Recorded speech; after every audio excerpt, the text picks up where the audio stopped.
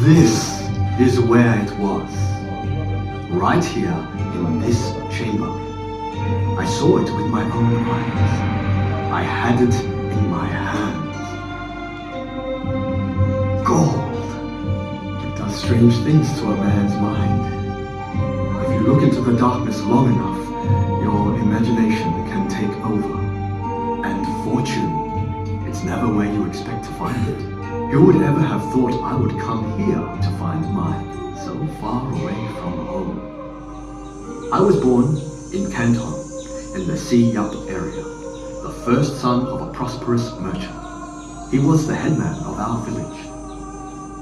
When father heard the stories of New Gold Mountain, he took it as a sign that great fortune was just at hand. He went to the Quan Gong temple to worship his ancestors and ask for guidance. And after consulting the fortune sticks, he could scarcely believe his luck. The heir to your name will find great fortune in a far away place, and will bring gold to the house of your ancestors. To father, it was a prophecy. I would go to New Gold Mountain and return home with gold and riches. The day I set out to find my fortune, mother gave me a jade talisman to lead me to discovery and bring me back home. And she begged me to take my brother, to keep him out of trouble's way. But trouble followed Chin Tem like a shadow. Ballarat, a place where the poorest peasant could become a rich man and strangers could become best friends, or worst enemies. Luck could strike anywhere, anytime. Life on the goldfields was wild, chaotic, and dangerous. Everybody knew that there were places you should never go and men you should never cross. Everybody that was, except Tem. He resented the heavy tax inflicted on the Chinese arriving at Melbourne. So, like thousands before us, we got off the ship at Rogue and marched more than 250 miles to the goldfields. We arrived exhausted 3 weeks later. But the stories were true. The rivers really did glitter with gold dust, although everyone knew the real fortunes were hidden deep underground. Such mining needed heavy equipment and lots of money, much more than we had. So we became tributers to a mine owner, slaving down here in the dark for a small share of whatever we found. And we found a lot. In fact, one of Ballarat's richest mines, the Warhol Canton mine, was operated by a group of Chinese a few hundred yards behind you. Oh yes, there was gold here, all right. But it didn't come easily. The air was thin and stale.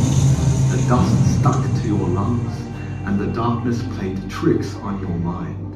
And then there was the sound that froze the blood of every miner. The sound of creaking timbers. When you heard that, you got out as fast as you could.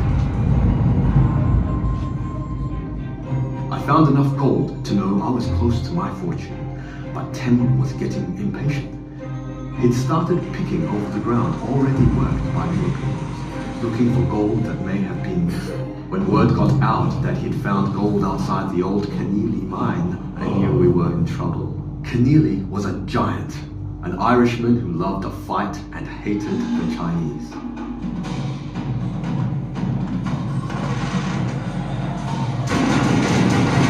It was the night of the New Year celebration at the Chinese camp. So much noise and excitement.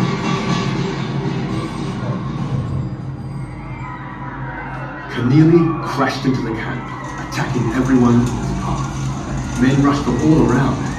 No one knew who was fighting or why, and no one really cared. There was screaming and yelling. We escaped arrest, but Tem had been badly injured. His body was bruised, his ribs broken, his pride crushed. Tem and I returned to the mine, But he struggled, and the pain was more than he could bear. But I knew the sooner I found my fortune, the sooner I could take my brother home. I had to believe Father's prophecy. We had to keep trying. And then, one night, it happened. We prepared a section of wall for blasting. Tem lit the fuse.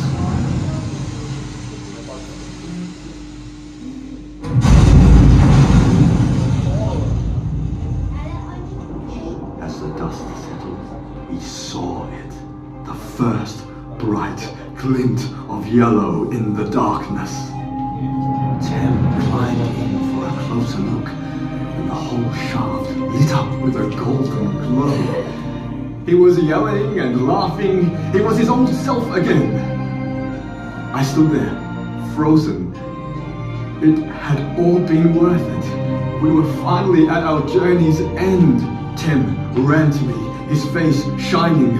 We danced and sang like children. That's when I saw the jade talisman lying at my feet, in pieces.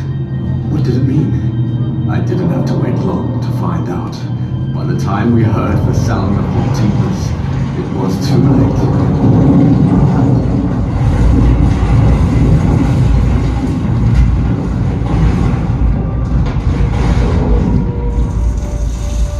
We were trapped, and the gold was lost under tons of solid rock.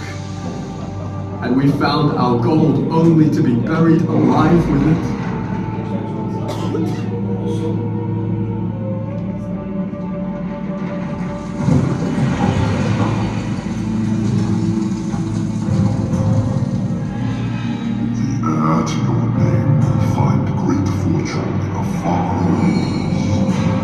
Bring gold to the house of your ancestors. No! I can't leave him! Let me go! Let me go! I have to save my brother! That vision of gold, the thought that it was still down there. How could I turn my back on Father's dream? Right up to the moment I died, my very last thoughts were of this place. Tem took my body back to China to rest with honor among my ancestors. But he returned to Ballarat. The prophecy was right after all. The heir to my father's name did find fortune in a distant land, in his wife and 2 beautiful sons.